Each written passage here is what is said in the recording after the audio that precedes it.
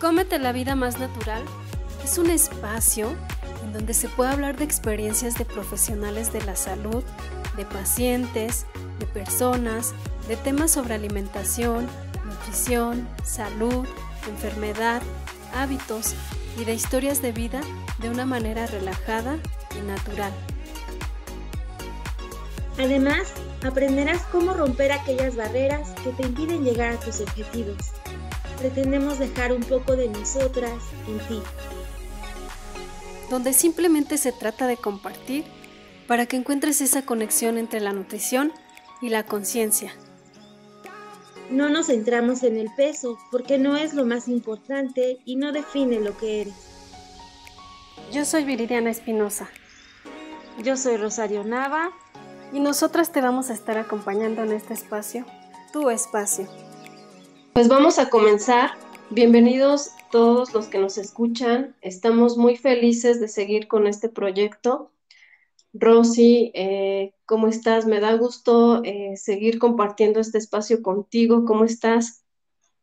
Hola Viri, hola a todos. Muchísimas gracias por acompañarnos en este nuevo episodio. Pues aquí estamos después de un breve periodo de tiempo que nos tuvimos que ausentar exactamente, pero pues ya estamos aquí con ustedes.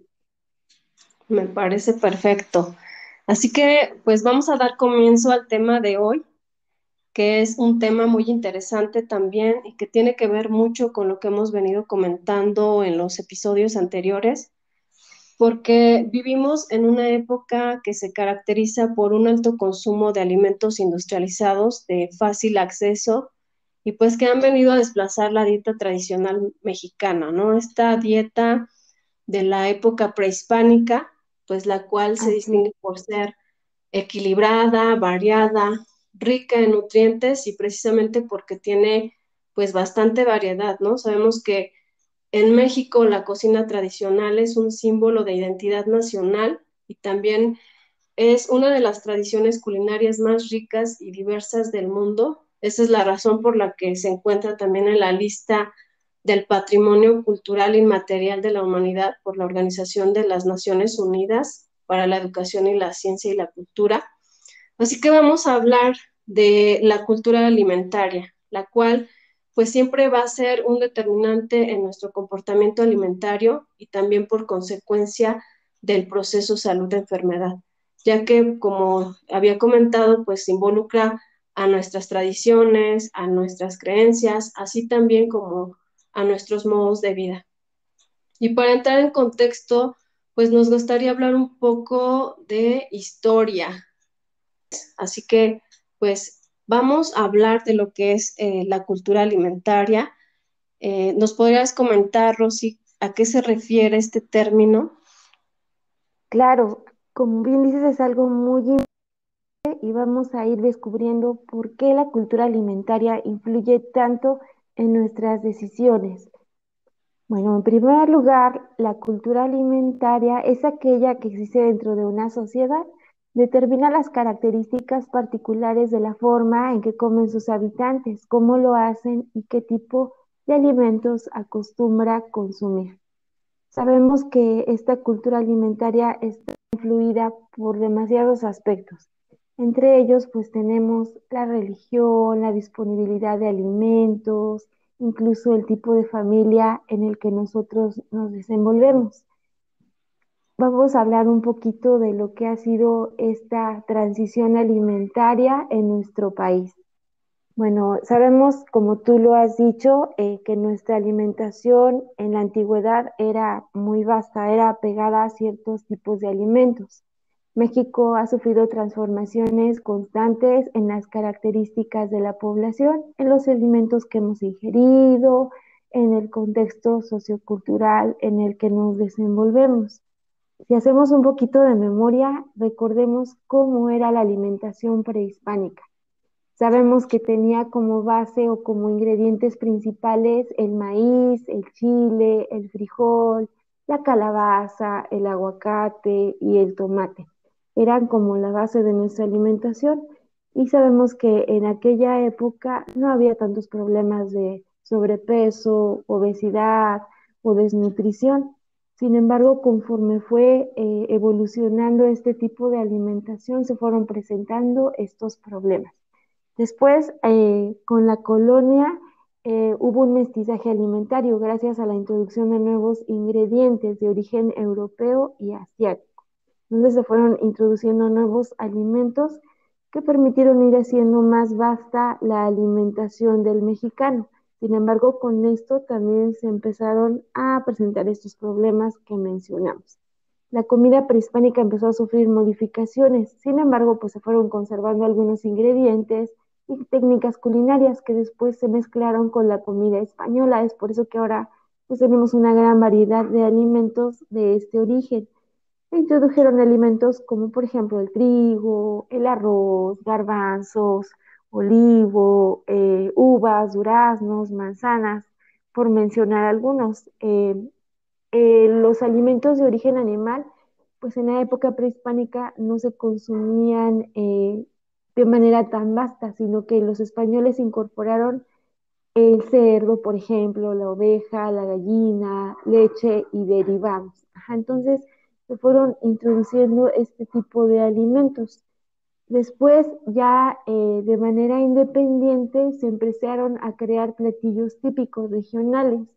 Por ejemplo, el mole, platillos que son característicos de cierta región. Como sabemos ahora, cada estado tiene algún platillo característico, como es en el caso de nuestro estado, alimentos como por ejemplo la barbacoa, ciertos tipos de moles, entonces se empezaron a introducir este tipo de alimentos.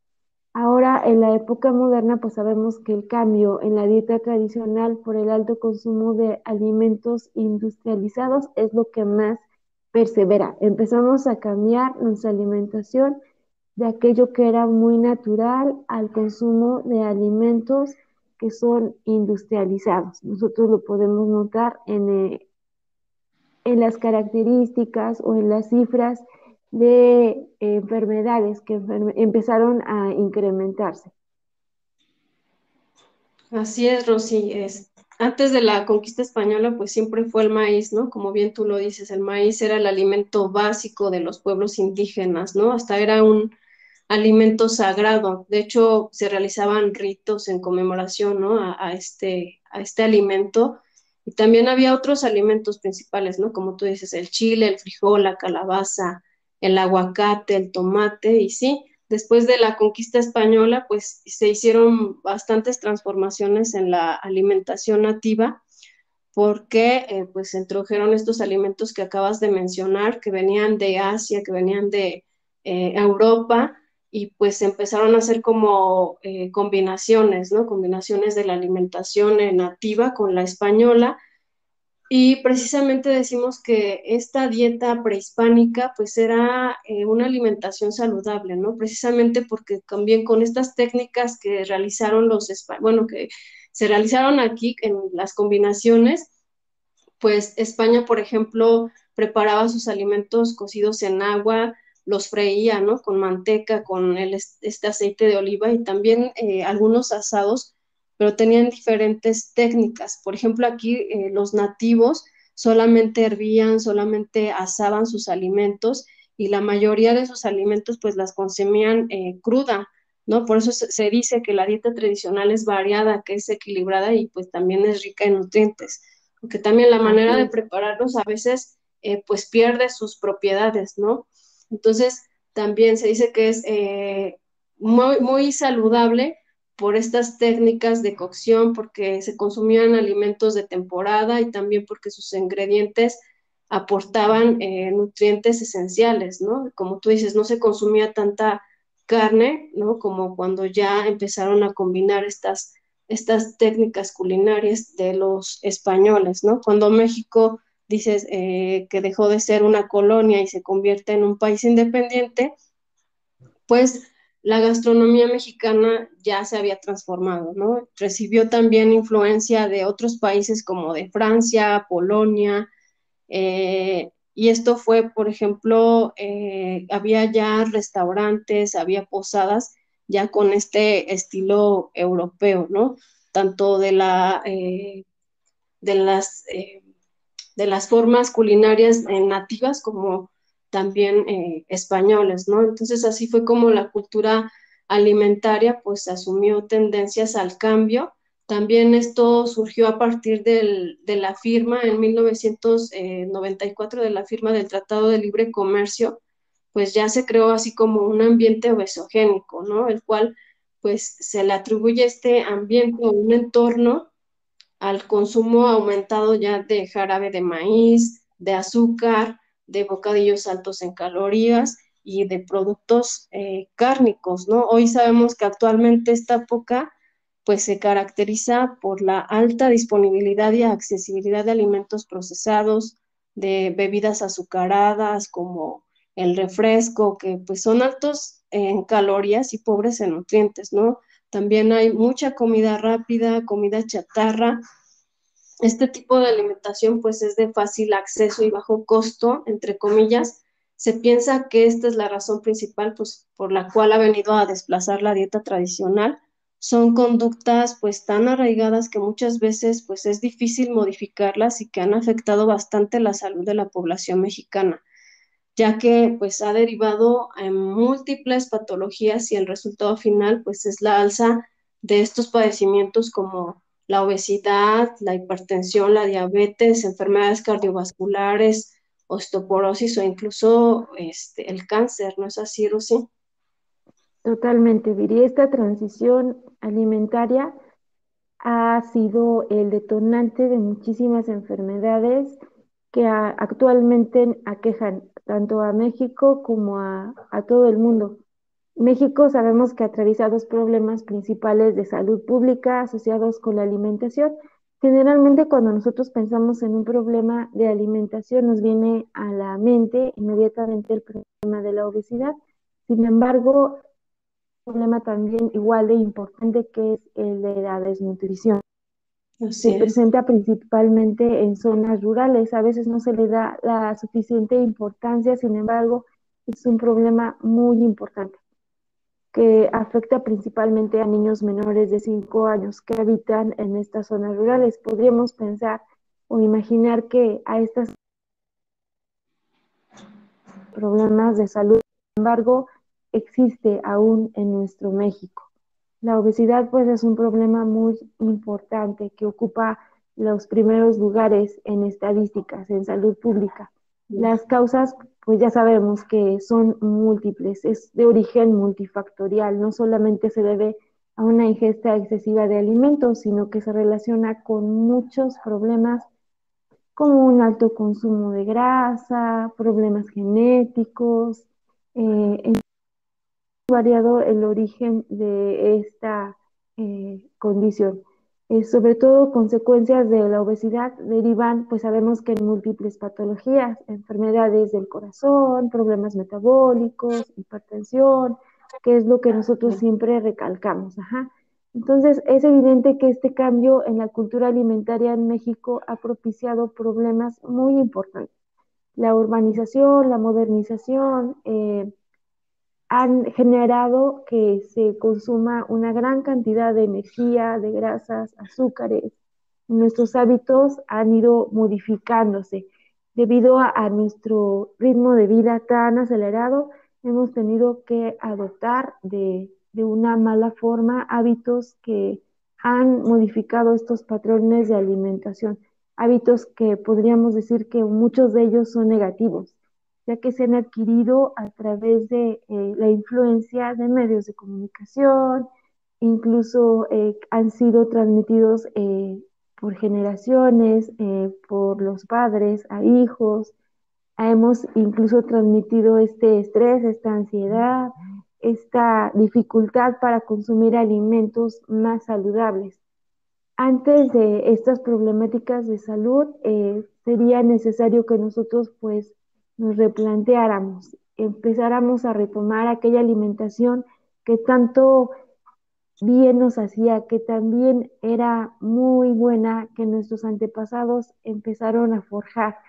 Recordemos que nuestros abuelos, nuestras abuelas no eran tan enfermizas, Si recordamos, yo recuerdo mucho a mis abuelos, consumían muchísimo este tipo de alimentos, maíz, frijol, era la alimentación, la base. Sí, Ahora sí. pues lo satanizamos mucho, ¿no? Pensamos que el comer maíz, que el comer tortillas es algo pues malo.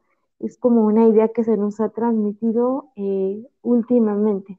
Entonces, preferimos a veces comer alimentos a base de harina de trigo, sin saber que las propiedades Procesado. de estos alimentos son grandiosas. El maíz, el chile y el frijol son alimentos funcionales. ¿Qué significa? Que tienen una función muy específica y por sus fisiológicos proveen beneficios más allá de la nutrición básica y además pueden prevenir enfermedades o promover la salud. Entonces, se nos ha olvidado mucho esta parte de alimentos funcionales. El frijol sabemos que posee propiedades nutritivas, que tiene un alto contenido de proteínas. El frijol ya cocido puede tener hasta un 70% de proteínas. Si lo comparamos con una proteína de origen animal, ¿qué es lo que se nos viene a la mente? Que cuando pensamos en proteínas se nos viene una pechuga de pavo, un pescado, un salmón, sin identificar realmente que, por ejemplo, alimentos como el frijol nos pueden aportar una gran cantidad de proteínas y además, pues, el valor económico pues es muchísimo más inferior. Es una gran fuente de fibra, entonces es excelente para personas que tienen problemas, por ejemplo, de estreñimiento, para pacientes diabéticos. Este alimento pues es muy rico en hierro, fósforo, magnesio. Entonces hemos olvidado mucho esta parte de, de los alimentos funcionales que eran tan importantes en la época prehispánica. Sabemos que el maíz tiene una alta cantidad de gracias al proceso de nixtamalización, que pues si muchos sabemos para aquellos que no han escuchado quizá este término, pues es la cocción de maíz con agua y cal. Ajá, en este proceso adquiere pues una gran cantidad de calcio. Además que también nos aporta fibra, mejora la función gastrointestinal, previniendo cáncer de colon y estreñimiento. Y generalmente pues se desconoce muchísimo esta parte, estos beneficios que Propiedades. ahora solamente, exactamente esas propiedades que ahora solamente queremos ver en productos modernos, en productos que nos venden ya empacados. Entonces, Ujú. debemos de retomar mucho esta parte. Muchos de estos alimentos de origen prehispánico se siguen consumiendo, sin embargo, ya en una menor cantidad, olvidando que estos alimentos nos dan esa cultura alimenticia en México que es tan importante. Así es, Rosy, es bien importante eso, ¿no? Porque a veces se sobrevalora los productos industrializados, ¿no? Como que te da aquí este caché o no sé, se sobrevaloran Exacto, bastante muchos ingredientes gourmet, y sin tomar en cuenta estos ingredientes, como son estos alimentos, el maíz, el frijol, el chile, ¿no? Que tienen pues bastantes propiedades importantes y que no lo valoramos, ¿no? Creo que es importante esta parte, porque ya con todo este panorama actual que acabamos de mencionar y de continuar así con es, esta tendencia en la alimentación, pues México está enfrentando pues desafíos, ¿no? Tanto económicos como sociales. Debido a la aparición de enfermedades, pues implica también una pérdida del capital humano y pues es preciso y urgente sugerir herramientas a la población para poder modificar estas conductas inadecuadas, pues que traen consigo enfermedad.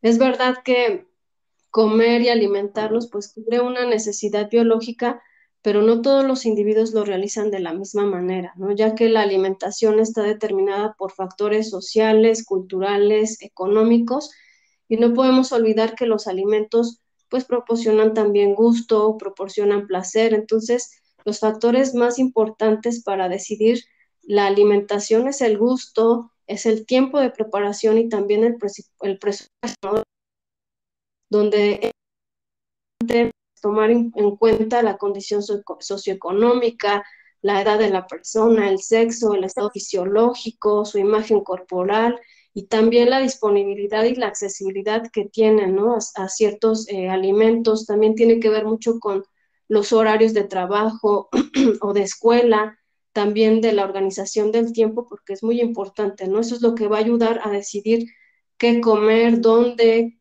cuándo, cómo prepararlos, con quién o qué, ¿no? Hay que tener en mente las condiciones de la población, así también como las tradiciones, los hábitos, la situación social, económica en la que se vive para hacer recomendaciones y pues mejorar la alimentación, ¿no?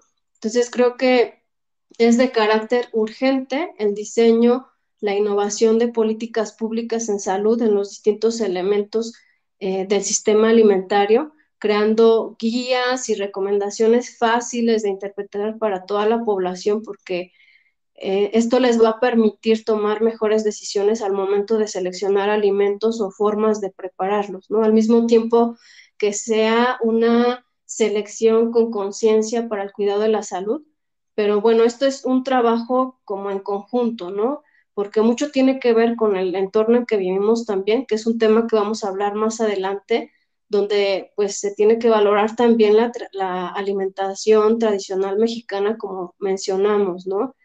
Entonces, yo para esto, o nosotros queremos recomendar, por ejemplo, la dieta de la milpa, que es un modelo de alimentación que se basa precisamente en la cocina tradicional mexicana, en la cual se incorporan alimentos de origen mesoamericano, como el maíz, el frijol, el chile, la calabaza, que hemos venido mencionando, porque de verdad que estos hasta se les llama los cuatro fantásticos, ¿no? Porque de verdad en conjunto tienes un plato variado con el frijol, imagínate así los frijolitos, tu salsita, Sí, tan rico. las calabacitas y unas tortillitas. Eso está completo, cumple con las reglas de la alimentación.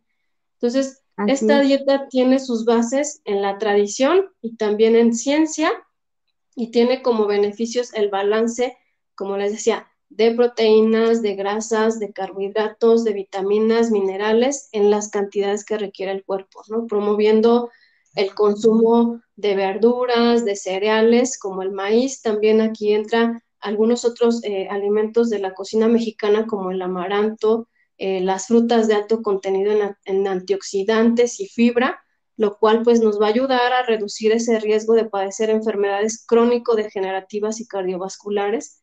Es saludable también esta alimentación pues para el planeta porque reduce de manera importante la proteína animal, sobre todo pues de las carnes rojas. Uh-huh.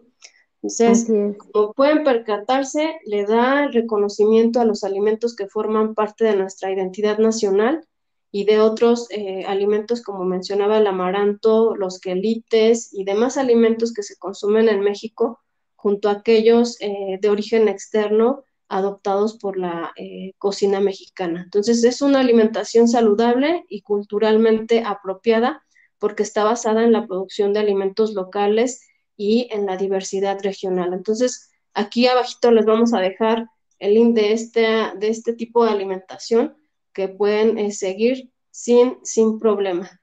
También con algunas recomendaciones de cantidades y porciones que se recomiendan en la población en general. Es bien Así es. importante. Así es, Viri. Hemos olvidado mucho esta parte de la alimentación de la milpa y nos hemos ido más por la alimentación fast food. ¿Cuál es aquella? Es en la que se introducen alimentos de la comida rápida, lo que nosotros conocemos, que no decimos que es del todo mala y que no la vamos a consumir jamás, sino que como lo hemos mencionado antes, debe haber un balance, un equilibrio en lo que consumimos y lo podemos consumir de vez en cuando, esporádicamente. Sin embargo, la base de nuestra Claro. alimentación debe ser esto, la base, la alimentación de la milpa, nuestros alimentos de origen prehispánico, maíz, frijol, calabaza, todo aquello que nos da una identidad nacional. Ahora se está influenciando mucho la cultura del movimiento de comer más consciente, no solamente defender el placer gastronómico y la necesidad de comernos, sino hacer conciencia de reflexionar acerca de lo que nosotros estamos comiendo, de lo que estamos nutriendo a nuestro cuerpo, porque no solamente es comer por comer, sino nutrir nuestro cuerpo.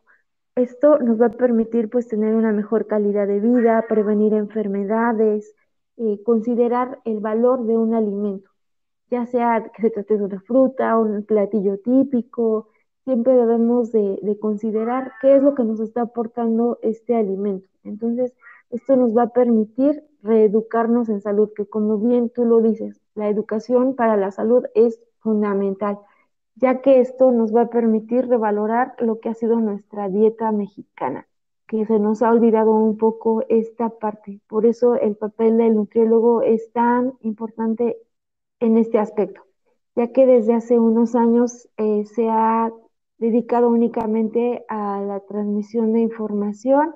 Sin embargo, ahora queremos enfatizar en que se debe hacer una conciencia acerca de los cambios de estilo de vida, concretarnos en realizar intervenciones que no solamente consideremos los gustos de la población, las necesidades fisiológicas, sino considerar todos aquellos factores culturales, sociales, económicos, ambientales, la religión, que propicien este cambio en el estilo de vida, porque si nosotros consideramos todos estos factores, el cambio, nuestra introducción de nuevos hábitos va a ser muchísimo más exitoso. Entonces debemos de considerar siempre todos estos factores, incluso como nutriólogos, cuando nosotros elaboramos un plan de alimentación, debemos de considerar todos estos puntos, que son muy importantes para el éxito del programa, de nuestro plan de alimentación. La educación en nutrición es muy importante y no solamente debe de contemplar esta parte de difundir información por las propiedades nutrimentales, sino también debemos de considerar a las personas sus gustos, saber qué hacer y cómo actuar para mejorar su nutrición y salud en general. Así es, Rocío. Influyen muchos factores, ¿no? Como tú dices, y si realmente el entorno es uno de ellos, ¿no? Todo esto que nos venden, el consumismo, pero hay muchas estrategias, ¿no? Para poder llevar a cabo esta alimentación tradicional mexicana, porque también es bien rico, ¿no? Por ejemplo, ir a un pueblo mágico de aquí de México, que hay bastantes y están preciosos, y cómo no probar, por ejemplo, alimentos de la región, ¿no? Probar ese platillo típico de esa región y que tiene ingredientes de ahí mismo, ingredientes locales, de Locales, así. temporada. Entonces es delicioso, ¿no? Paladar ese tipo de alimentos. Pero como decía, es bien importante también tomar en cuenta el entorno, por eso decíamos, y todas esas barreras, ¿no? Que se le dificultan a las personas llevar un estilo de vida, porque hablamos de seguir un estilo de vida, siempre se ha hablado de que ese es un factor importante para la prevención de enfermedades o padecimientos, pues también influyen bastantes barreras. De hecho, el siguiente episodio pues vamos a tratar de hablar de esa parte de por qué es tan difícil apegarse a un tratamiento, ¿no? Porque también es importante hablar para aquellas personas que ya tienen ese padecimiento, que ya tienen diabetes, que ya tienen hipertensión o algún tipo de enfermedad crónico-degenerativa, cómo pueden hacerle para seguir un tratamiento, ya sea médico, nutricional o psicológico muchas veces, ¿no? Entonces, a las personas siempre hay como barreras que no les permiten llevar a cabo ese cambio. Entonces, vamos a hablar un poquito en el siguiente episodio, va a estar muy, muy bueno.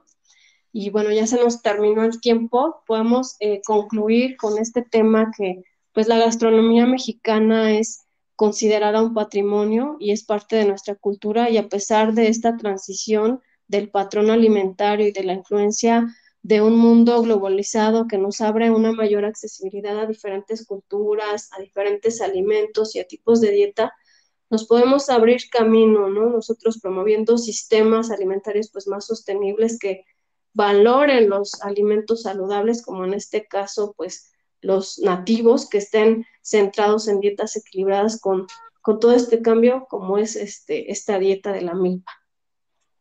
Así es. Los invitamos a regresar a nuestros orígenes, a la alimentación más natural y a evitar un poco los alimentos industrializados, que no son alimentos malos ni prohibidos, pero sí debemos tratar de apegarnos más a una alimentación más natural. Es nuestra conclusión del día de hoy y los invitamos a seguirnos en el próximo capítulo. Muchas gracias a todos por escucharnos. Muchas gracias. Escríbanos los temas de su interés, suscríbanse y pues nos vemos en el siguiente episodio. Muchas gracias. Adiós, Rosy. Un gusto. Hasta luego. Muchísimas gracias.